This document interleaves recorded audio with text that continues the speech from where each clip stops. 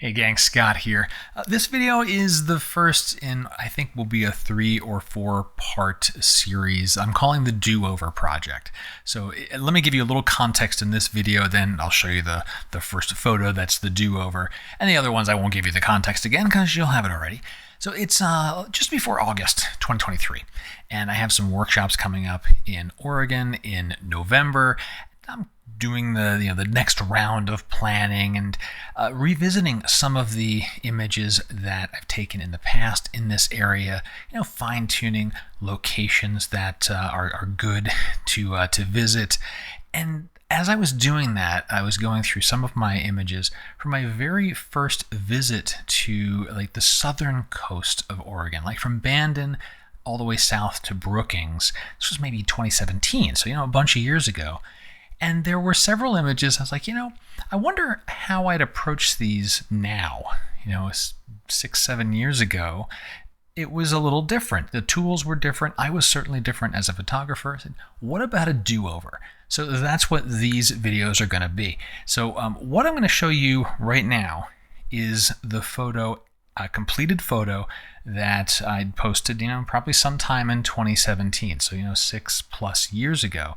And this one is of Bandon Beach, the iconic Bandon Beach with the sea stacks. And I certainly like the image.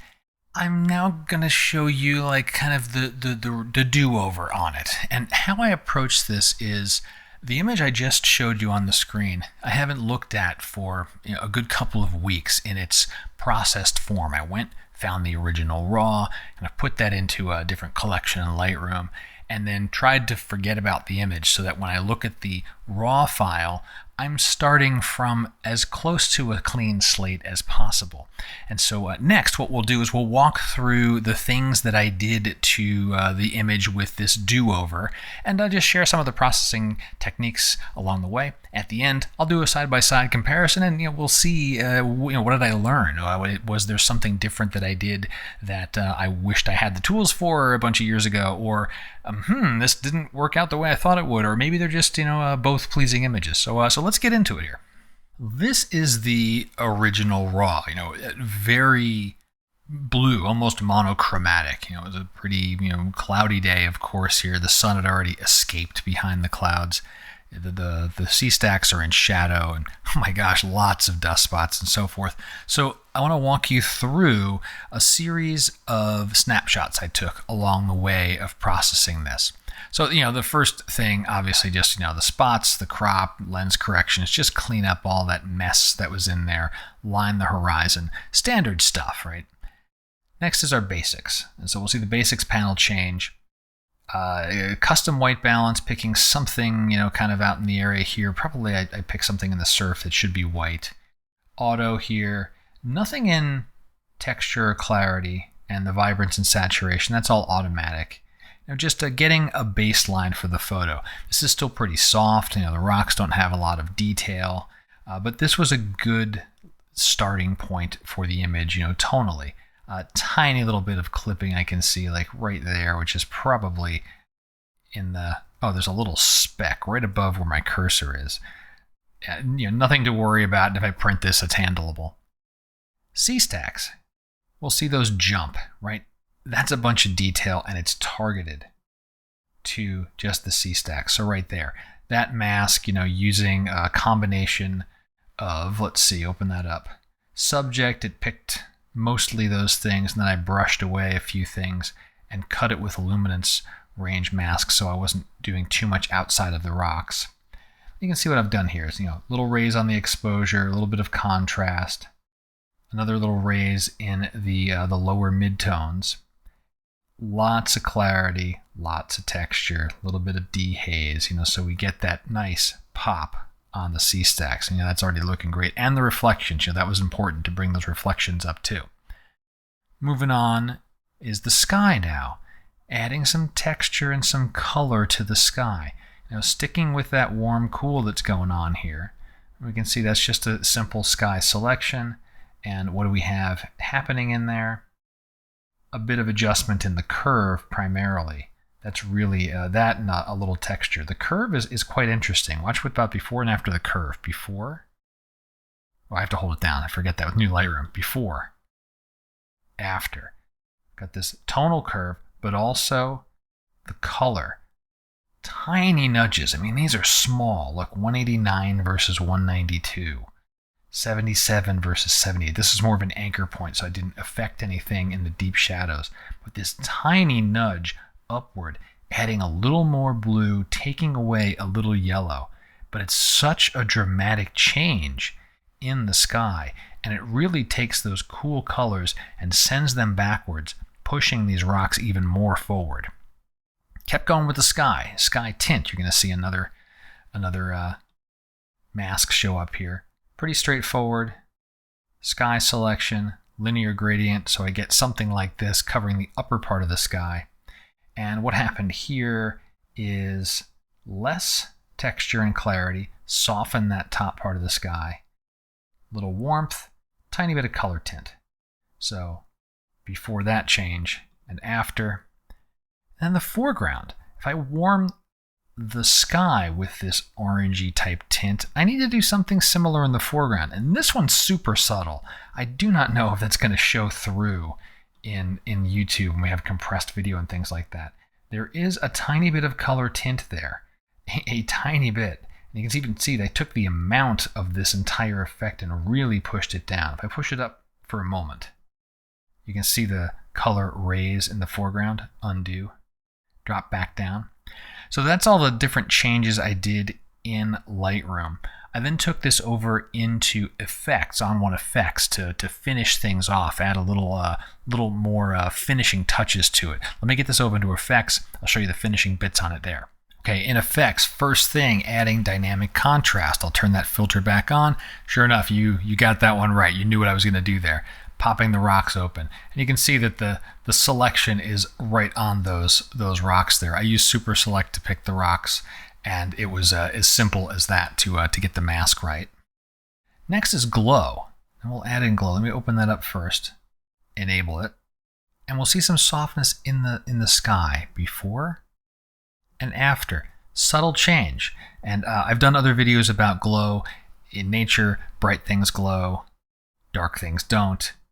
Leveraging a luminosity mask here, and then just playing with sliders, what modes, and I dialed back the strength of it so it wasn't too overpowering. Color enhancer. This is another one I've done a video on before. This is like the overlay pop with color enhancer. This is with that pop, without, with. I'll put a little card here in the video and a link below. It's a very simple technique. And it leverages the blending modes in the color enhancer to give this this extra pop. And finally, a vignette. Vignette's a classic touch. Nothing special there other than adding it in. And so those are the finishing touches there in Effects. And that is a very common workflow for me. Lightroom to get my tonality done. I'll target things to certain areas, and then I'll bring it into Effects, sometimes other tools, just to get the finishing touches. So the last thing is to look at these things side by side now. What did I do a bunch of years ago with this photo? What did I do now? And what's different? What have I learned here with this do-over? So let's get the side by side here. On the left is the photo as I processed it, I think in 2017, a bunch of years ago. On the right is what I just walked you through. I certainly like both images, and looking at them, I did a much better job this time around bringing out more detail in the rocks. I mean, this is just a much more compelling, interesting sea stack than what's on the left. Let's zoom in on this one here too. Same thing, right? It's just better. And also I noticed a little bit, well, not so much there. I think it was more on the other rock here. A little bit of haloing that I don't have in the newer processing. So that's better for sure. It looks like also in my previous one I dropped in, these this triplet of birds is kind of like a mask. And I like that for scale, but as I'm looking at it right now, a problem I see with it is the birds are very crisp, because this was digitally added in, and the rocks aren't, right? This is really kind of soft, and these are very crisp and clean on the outline. Maybe a tiny bit of feather. I usually add like a 1 or a 2 on the feather of these little masks there. But the rest of this is very soft, and so when I look at this now with newer, maybe more seasoned eyes, that's a little awkward. Color-wise, I like both for different reasons, but I think overall, because the rock treatment is stronger and better, and that is really the reason for the photo. It's these sea stacks. They need to jump off the page, off the screen. So for this one, I'd say the do-over is an improvement over the original. But the net of this is, what did I learn? What did I learn about myself? Maybe a little about the tools here. I think this thing discovering about the birds not quite matching the rocks. That's something that just grew with time. I've got a more discerning eye when it comes to noticing those secondary relationships between things. Also, I'm better at knowing what my subject is. Right? As I just said a minute ago, the rocks, those sea stacks, that needs to draw viewers' attention. Those need to just jump off the screen. And also the tools. The tools have gotten so much better in just 5 years. The masks that I use to create these effects here, targeting the rocks, targeting the sky, AI, luminosity masks. I didn't use color range masks in this one, I don't think, but all of those things have just made the processing so much easier. So I'm spending more time thinking about what do I want from the photo and not wrestling with the tools as much to get them to do what I want to do. And so that's certainly a plus. And I guess I'm looking forward to the next do-over photo that I'll share maybe in about a week. I'll come back with the next one. But I hope this was entertaining for you. You learned a little bit. Maybe it inspired you to go and explore your library and take a look at some photos from your past adventures, and give them a fresh look. Identify one, make a copy of it, or a virtual copy, a raw version of it. Let that sit off to the side for a little bit, so that you're not biased by what you may have processed, in its previous form, and then give it another go with the new tools. Any other questions? Go ahead and drop them below. And until next time, my name is Scott Davenport. Have fun.